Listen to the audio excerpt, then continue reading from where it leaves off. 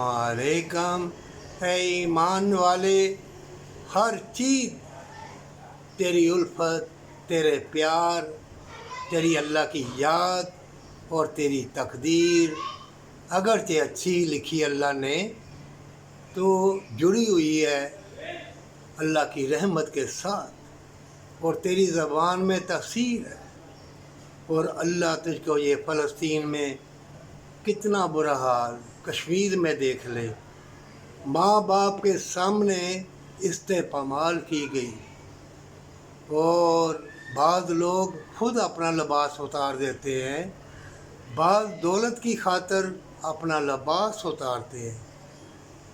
ऐ ईमान वालों, जन्नत का लिबास पहन ले, ये ज़िंदगी गुज़र जानी है।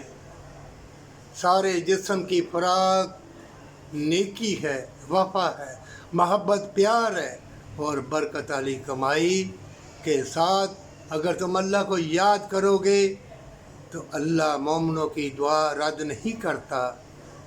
मोमिन सबसे बड़ी बात सुन ले, अल्लाह ने कुरान में कहा है, ऐ मेरे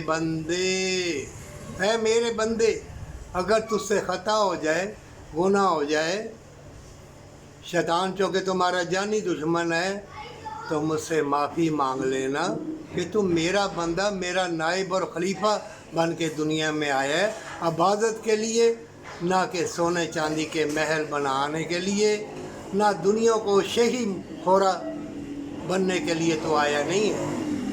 बेशक चलो दुनिया का बादशाह अगर अदल इंसाफ के साथ यतीम गरीब मस्कीन को देगा, दौलत बांटेगा तो जन्नत मिलेगी, नहीं तो अनबुझ बीमारियाँ लगेंगी, तुम्हें खबर ना होगी। तौबा कर ले।